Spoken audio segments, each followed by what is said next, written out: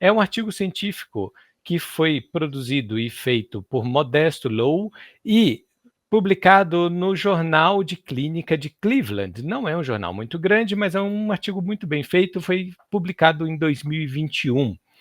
A escolha desse artigo veio porque a gente tem encontrado na prática muitos casos de pacientes com uso de quetiapina, tanto para transtornos de saúde mental mais grave, quanto para transtornos mais leves, eventualmente nem transtornos muito específicos, e os efeitos da quetiapina, na minha opinião pessoal, não estão conforme eu gostaria que fosse, por uma medicação tão disseminada. Isso levantou um questionamento do por que então que estão usando tanto quetiapina para insônia?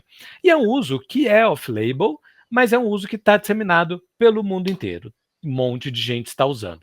E a pergunta ficou: será que são melhores do que os antistamínicos, que numa época era uma febre ficar usando antistamínico o tempo inteiro, e a gente foi vendo que não faz diferença nenhuma? Ou será que ele está indo nessa linha, né? Então, o objetivo do artigo foi avaliar o uso de quetiapina para insônia primária. E foi trabalhado através de revisão de literatura, tentando encontrar evidências científicas baseadas em literatura de uma forma mais ampla. Os resultados trouxeram que, ok, ele é um antipsicótico de segunda geração e que o uso é off-label para insônia. Não é oficial, não é formal, não é recomendado. E comparado a outras drogas, ele até pode dar menos efeitos adversos, principalmente pensando em distonia e síndrome, sintomas extrapiramidais. Porém, ele tem efeitos adversos expressivos, tá? Eu vou falar um pouco mais desses efeitos, mas basicamente aumenta peso, pode gerar síndrome metabólica, colesterol e glicose alterados, e pode prolongar o QT no eletrocardiograma. Temos riscos relevantes para idosos, então é algo que a gente precisa considerar com muito cuidado. E esse fenômeno mundial faz com que hoje seja a terceira medicação mais prescrita, está só classe de medicação mais prescrita, atrás de benzo e do zolpidem da vida. E a dose usual para realizar essa sedação é uma dose entre 25 e 100 miligramas. Ele tem efeitos mesmo em baixa dose, que além dos efeitos negativos, como eu já citei, vale reforçar, de ganho de peso, aumento de pressão arterial, glicose, e aumento de mortalidade geral e eventos cardiovasculares em idosos. Em trabalhos feitos, mostrou efeito positivo para a insônia. Então, a gente tem um trabalho de 2004 que avaliou 14 pessoas saudáveis, tá? Então, eram pessoas que não tinham a necessidade de uso de medicação, mas avaliaram a qualidade de sono dessas pessoas e, através de meios subjetivos, entendeu-se que a melhora na qualidade de sono. Tem estudos pequenos, com poucos pacientes e com algumas mudanças significativas, outros nem tanto, e tem alguma evidência apontando para insônia e pesadelos, principalmente em pessoas que passaram por transtornos do estresse pós-traumático. Então, basicamente, esse é um público-alvo mais sensível a efeitos positivos da medicação. Resumindo, apesar deste efeito, ele é um efeito limitado que deve ser considerado muitas vezes se a gente precisa prescrever essa medicação ou não. Tem um efeito um pouco mais importante em pessoas que têm transtornos mentais mais graves, depressão grave, transtorno bipolar, esquizofrenia. Então, este efeito de sedação ele pode ser um efeito maior, até com maiores doses. E para a população geral, tem que ponderar muito o quanto esse efeito é positivo e ficar bastante de olho. Não é basicamente prescrever e esperar, porque tem esses efeitos colaterais ali, a espreita, com aumento de peso, aumento de PA, prolongamento de QT. Então, aprecie com moderação. Acho um ótimo ponto e o artigo, viu, Lu? Até porque eu tenho usado um pouco, tenho prescrito. Mas eu acho que ele acaba entrando como uma terceira tentativa, assim. Eu não sei se vocês acabam usando na prática ou não. É isso, eu acho que tem um lugar do benzodiazepínico. Geralmente eu começo, né, depois de higiene do sono e alguma medicação, às vezes até homeopática com zolpidem.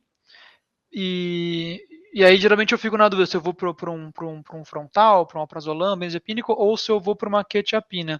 Acho interessante saber dos efeitos que tem. Ao mesmo tempo é isso, né? Assim, remédio tem efeito colateral. Então, vale julgar se a coisa que, né, o efeito colateral vai ser pior do que a falta de sono do paciente e melhor do que os efeitos colaterais dos outros.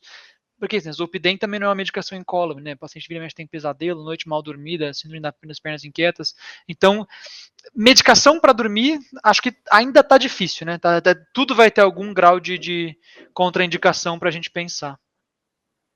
Exato. E Lu, tem algum tempo de tratamento que eles colocam aí? Dado a diversidade de trabalhos, eles não sistematizaram nenhum tempo não, Aline. Uhum. Não Porque, temos uma resposta de tempo. sim, insônia é um desafio, né, na prática e tratamento enfim, de sono. Mas acho que a gente fica muito preso à ideia de medicações que vão ser de uso contínuo e indeterminado, né? E talvez o que a gente tenha que ponderar, principalmente, seja tempo de tratamento, né? O que a gente espera de resposta, né? Porque assim, depois de anos, né? Enfim, a gente também está submetendo as pessoas, talvez sem ter conversado, né? Sem ter ponderado esse aspecto, há um tratamento, enfim, há doses contínuas de uma medicação que traz efeitos colaterais, né, de longo prazo, então, para além dos efeitos de curto prazo. Então, acho que de ponto de atenção eu fico com isso, assim. Concordo, e eu queria fechar aqui com a resposta do como isso muda na minha prática, né? Um rápido resumo, eu me formei há 20 anos atrás e era benzodiazepínico que era basicamente a única opção. Ao longo do tempo eu me encantei com a ideia do Zolpidem, mas depois eu fui desiludido com os efeitos adversos e toda essa questão complicada que teoricamente coloca o Zolpidem muito próximo ali de um benzodiazepínico e eram as minhas duas únicas opções até então.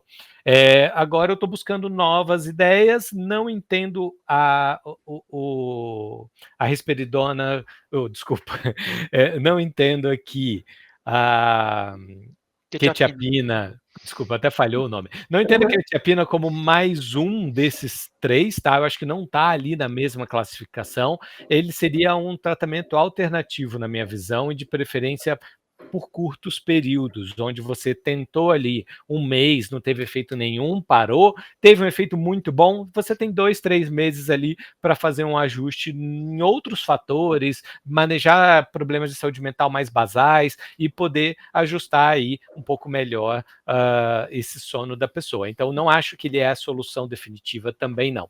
Existem novas drogas que eu ainda não revisei, vou tentar encontrar um artigo dessas drogas um pouquinho mais modernas do que os Zolpidem, mas que estão ali naquela classe também, para a gente trazer mais discussão nesse assunto no futuro. Inclusive até a terapia cognitivo-comportamental, né, para insônia, enfim, acho que é interessante a gente falar sobre isso. Legal.